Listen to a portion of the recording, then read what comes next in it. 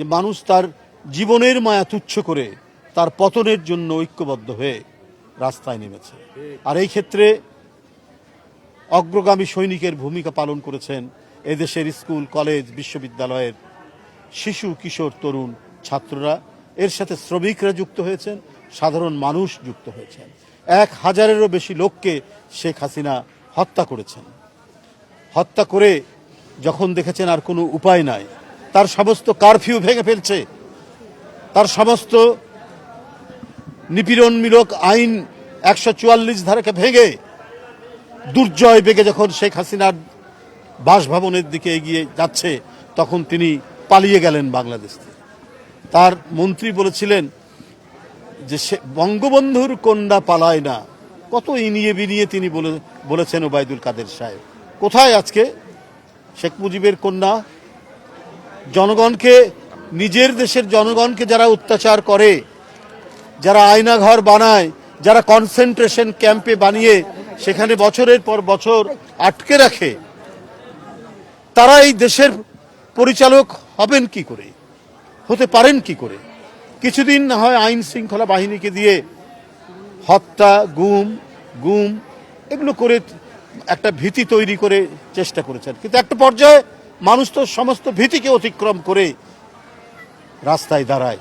যেভাবে দাঁড়িয়েছিল ব্রিটিশ বিরোধী 200 বছরের শাসনের বিরুদ্ধে, যেভাবে দাঁড়িয়েছে পাকিস্তানি বর্বর দুঃশাসনের বিরুদ্ধে 71-এ, ঠিক তেমনি 5ই আগস্ট নিজের বুকে বুলেট বরণ করে তারা শেখ হাসিনাকে বাংলাদেশ থেকে বিতাড়িত করেছে। এখন কোথাও জায়গা নেই। ভারতে বসে আপনি কি করছেন? বিশ্বের যে সমস্ত গণতান্ত্রিক দেশ, যেখানে মানুষ স্বাধীনভাবে থাকার জন্য বসবাস করতে যায়, তারাও আপনাকে দিচ্ছে না। বিশেষ করে ইংল্যান্ড এবং অন্যান্য গণতান্ত্রিক দেশ, আমেরিকা, সেখানে দলমত নির্বিশেষে যেই হোক না কেন কেউ আশ্রয় চাইলে রাজনৈতিক আশ্রয় দেয়, কিন্তু শেখ হাসিনার ভাগ্যে সেটিও জুটছে না। পার্শ্ববর্তী একটি দেশে তিনি অবস্থান করছেন। তাদের এক পররাষ্ট্রমন্ত্রী বলছেন যে ভারত বাংলাদেশের সম্পর্ক স্বামী স্ত্রীর সম্পর্ক। শেখ হাসিনা যখন পালিয়ে গেলেন, এবারে বধূবরণের মতো বরণ করলেন ভারতীয় শাসক গোষ্ঠী। তারপরে কি হচ্ছে আমরা জানি না। তবে গতকালকের ভারতের প্রতিরক্ষা মন্ত্রীর ভারতের বিভিন্ন কমান্ডারদের সাথে যে বৈঠক, এই বৈঠকের বিষয়ে আমি কালকেও বলেছি, এটা উদ্বেগজনক।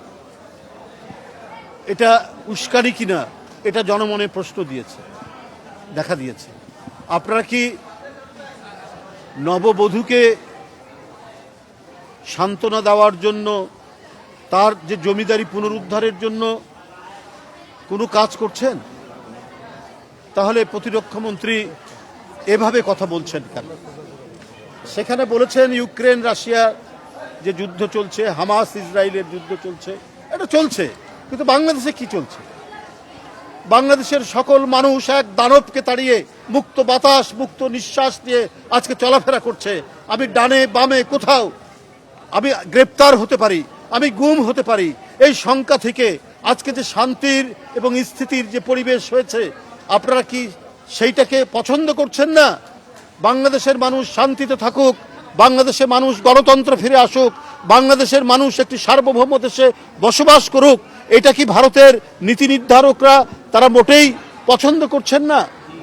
তারা এটাকে মেনে নিতে পারছেন না? শেখ হাসিনা আজকে বাংলাদেশে নেই। এই কষ্ট, এই দুঃখ ভারতের নীতি নির্ধারকরা কি ভুলতে পারছেন না? তাহলে তো আপনারা বাংলাদেশের মানুষ, বাংলাদেশের জনগণ, বাংলাদেশের স্বাধীনতা, বাংলাদেশের সার্বভৌমত্ব আপনাদের কাছে তো মোটেই নিরাপদ নয়। আপনাদের কাছে শুধু একজন মাত্র ব্যক্তি নিরাপদ, তিনি শেখ হাসিনা। এটা অত্যন্ত দুর্ভাগ্যজনক। পার্শ্ববর্তী দেশ, আমাদের সাথে অনেক অমীমাংসিত বিষয় আছে, কিন্তু আমরা পরস্পরের সার্বভৌমত্বকে শ্রদ্ধা করি।